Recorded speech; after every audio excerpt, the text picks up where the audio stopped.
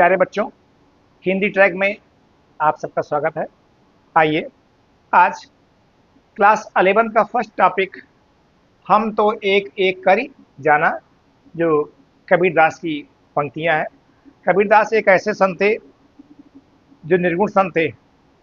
वह जो है राम और कृष्ण को नहीं मानते थे। वह ज्ञान की महत्ता को स्वीकार करते थे तथा ज्ञान पर ही अमल करते थे। ज्ञान के माध्यम से कहीं न कहीं एक सीख देने का सबका प्रयास वो करते थे। तो कुछ संक्षेप में कबीरदास के बारे में सुन लीजिए। कबीरदास नीमा और नीरू नामक जुलाहा दंपति इनका पालन पोषण किए थे। इनकी शादी हुई। इनकी पत्नी का नाम लोई था। इनके एक पुत्र एक पुत्री थी। पुत्र का नाम कमाल, पुत्री का नाम कमाली था। बनारस जिले में जो है इनका पालन पोषण किया गया और इस प्रकार से वह जो है बहुत ही अच्छे ढंग से संतों के बीच अपना मत रखे। उनकी मान्यता तो बहुत बढ़िया है, अच्छी अच्छी मान्यता है। चलिए एक पंक्ति के माध्यम से और भी समझ लीजिए। वो वास्तविकता को स्वीकार करते थे। जैसे पाथर पूजे हर मिले तो मैं पूजू पहाड़, ताते या चाकी भली पीस खाए संसार। कहीं न कहीं वह राम और कृष्ण को ना मानते हुए ज्ञान की महत्ता को विशेष रूप से स्वीकार करते थे। आइए आज एक चीज और भी जान लीजिए। आप आपकी क्लास 11th में पिछले 3 वर्ष से एक टॉपिक को कट किया गया है। आपके पाठ में 2 खंड हैं। पहला आपका टॉपिक है हम तो एक एक कर जाना और दूसरा टॉपिक है संतो देखत जग बौराना। तो संतो देखत जग बौराना ये आपको नहीं पढ़ना है। बोर्ड ने पिछले 3 साल से इसको कट किया है। तो टॉपिक आपका है केवल एक टॉपिक, हम तो एक एक कर ही जाना। बोर्ड पर साफ साफ लिख दिया गया है। तो चलिए आइए टॉपिक पर चलते हैं। हम तो एक एक कर जाना, दो ही कहे तिन्ही को दो जग, जिन नाहिन पहचाना। एक है पवन एक ही पानी, एक है ज्योति समाना। एक है खाक गड़े सब बाड़े, एक है कोहरा साना। तो कबीरदास जी कहते हैं हम तो एक एक कर जाना, हम एक एक करके सबको जानते हैं। ये ज्ञान की व्यापकता है, ज्ञान की पराकाष्ठा है, ज्ञान की वह शीर्ष कड़ी है जो कहीं न कहीं सब कुछ जान करके यह जो है आराम से बैठे हुए हैं। तो कह क्या रहे हैं, हम तो एक एक कर जाना, एक एक करके मैं सबको जानता हूँ। दो ही कहे तिन्ही को दो जग, जिन नाहिन पहचाना। यदि परमात्मा कोई दो कहता है इसका मतलब वो पहचान नहीं रहा है, वह उससे परिचित नहीं है, उसको आज तक जान नहीं पाया है। एक ही पवन एक ही पानी, एक ही ज्योति समाना। वह परमात्मा सबके लिए एक ही पवन, एक ही पानी और वह स्वयं एक ज्योति के रूप में है। कहीं न कहीं वो परमात्मा सबके अंदर है व्याप्त। बाबा तुलसीदास की एक पंक्ति है, हरि व्यापक सर्वत्र समाना, प्रेम ते प्रकट होए मैं जाना। बाबा भोलेनाथ का प्रसंग है।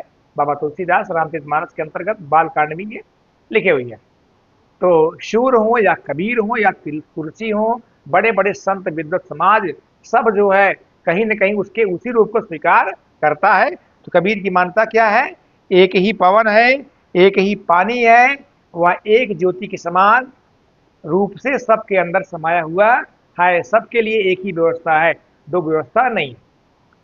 एक ही खाक गड़े सब भाड़े, एक ही कोहरा साना। एक ही मिट्टी से सब जो है वह बनाए हुए हैं। चित्ती, जल, पावक, गगन और समीर, ये 5 तत्व हैं जो जिससे शरीर का निर्माण होता है। और बाद में आत्मा, परमात्मा का छोटा रूप जिसको ज्योति कह सकते हो, दीप कह सकते हो, इस रूप में सबके अंदर वह समाया हुआ है। एक ही मिट्टी से सारा संसार जो है वह बना हुआ है, जिसको हम पंच रूप कह सकते हैं। आगे जैसे बाड़ी काट काटे अगिन न काटे, कोई सब घट यंत्र तू ही व्यापक धरे स्वरूप में सोई। जैसे बढ़ई जो है लकड़ी को काट सकता है लेकिन अग्नि को काट नहीं सकता है, ज्योति को काट नहीं सकता। उसी प्रकार से सब के अंतर तू ही समाया हुआ है। मनुष्य की मृत्यु होती है, कोई मरता है, लेकिन आत्मा नहीं मरती है। आत्मा अविनाशी है, आत्मा कभी भी जो है वह मरती नहीं है। गीता की एक पंक्ति है, वासान से जीर्णानि यथा विहाय, नवानि गृह्णाति नरो प्राणी। यथा शरीराणि विहाय जीर्णा नन्याति सन्याति नवान देहि।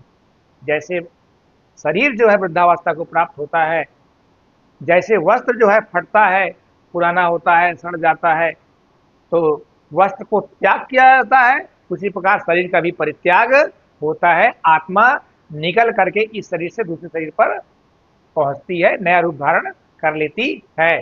तो हम सभी संसारवासी बिल्कुल समान है, वह परमात्मा सबके अंदर एक समान रूप से विद्यमान है।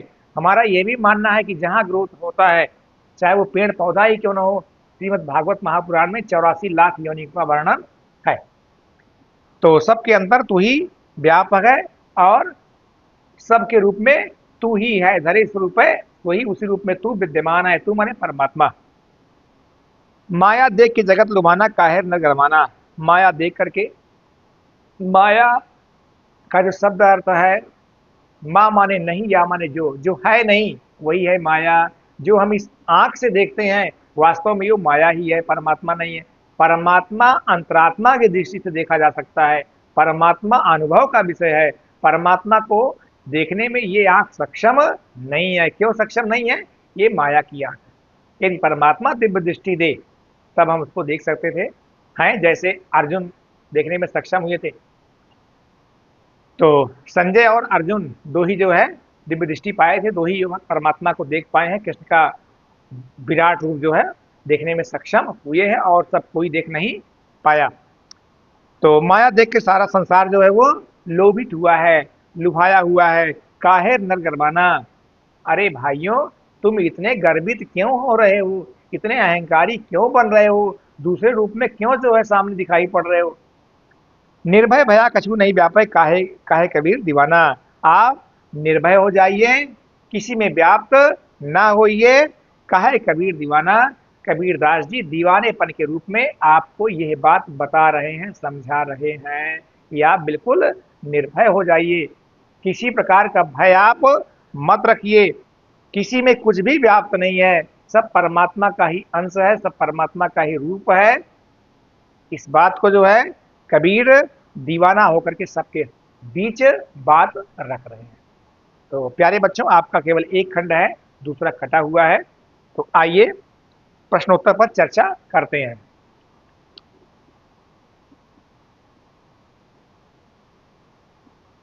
आपका पहला क्वेश्चन है, कबीर की दृष्टि में ईश्वर एक है, इसके समर्थन में उन्होंने क्या क्या तर्क दिए। कबीर की दृष्टि में ईश्वर एक है, शुरू की 2-3 पंक्तियां जो कही गई है वहीं से आपका उत्तर है। एक है पवन एक ही ज्योत, एक है खाक गणेश सब भाड़े। पंक्ति आपको सुनाते हैं। एक है पवन एक ही पानी, एक है ज्योति समाना। एक ही पवन सबके लिए, एक ही ज्योति, एक ही मिट्टी, तो कहीं न कहीं सबके लिए वो एक ही व्यवस्था किया हुआ है। तो कबीर की दृष्टि में ईश्वर एक है। उन्होंने इसके समर्थन में तर्क यह दिया, हम सभी एक ही मिट्टी से बने हुए हैं, एक ही प्रकाश हमको मिल रहा है, सूर्य का प्रकाश, और एक ही ऑक्सीजन सबको मिल रही है। इस रूप में परमात्मा सबके अंदर व्याप्त है, जो ज्योति रूप है, जो उसी का अंश है। इस दृष्टि में कबीर ने बताया कि ईश्वर एक है, ईश्वर दो नहीं है। जो दो कह रहे हैं वो नहीं जान पाए हैं। तो पुनः सुन लीजिए, उन्होंने 4-5 तर्क दिए हैं। सबके अंदर तो ही ज्योत के रूप में है, सब एक मिट्टी से बने हुए हैं, सबके लिए एक ऑक्सीजन है, सबके लिए एक सूर्य की व्यवस्था है, प्रकाश की व्यवस्था है, और सबके अंदर देदीप्यमान आत्मा स्वरूप तुम ही हो। ये था आपका फर्स्ट क्वेश्चन। सेकंड क्वेश्चन कह रहा है, मानव शरीर का निर्माण किन पंच तत्वों से हुआ है। अभी हमने आपके बीच वो पंक्ति पढ़ी थी, क्षिति जल पावक गगन समीरा, पंच रचित या अदम शरीरा। मानस तुलसीदास, मानस का अर्थ है रामचरित मानस, संक्षेप में उसको हम सब मानस कहते हैं। तो क्षिति, जल, पावक, गगन और समीर, ये 5 तत्वों से हुआ है। पृथ्वी, जल, आकाश, अग्नि और वायु, ये 5 तत्व से ही शरीर का निर्माण हुआ है। मरने के बाद फिर ये अपने अपने रूप में हो जाते हैं। जीवात्मा जो है वो बाहर निकलती है पंच प्राण वायु के माध्यम से, पंच प्राण वायु को लेकर बाहर निकलती है। प्राण, व्यान, समान, अपान और उदान, ये पंच प्राणवायु है। जो हमारी हैबिट होती है, आदत, उसको हम साथ लेके जाते हैं। जहां हमारा जन्म होता है फिर वही हमको प्राप्त हो जाता है। ये हमारा मानना है। कक्षा में बैठा हुआ बच्चा, भले वहां 20-25 बच्चे बैठे हैं, क्या सब एक समान है? नहीं, कहीं ना कहीं अंतर है। अंतर कैसे होता है?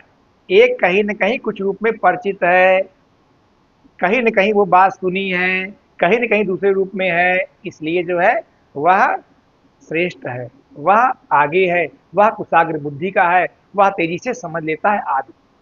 तो 5 तत्वों से शरीर का निर्माण होता है। क्वेश्चन नंबर सेकंड था। क्वेश्चन नंबर थर्ड, जैसे बाढ़ी काष्ठी काटे अगिन न काटे कोई, सब घटी अंतर तू ही व्यापक धरे स्वरूप सोई। इसके आधार पर बताइए कबीर की दृष्टि में ईश्वर का स्वरूप क्या है? अब दोनों पंक्तियां एक उदाहरण दिया गया है।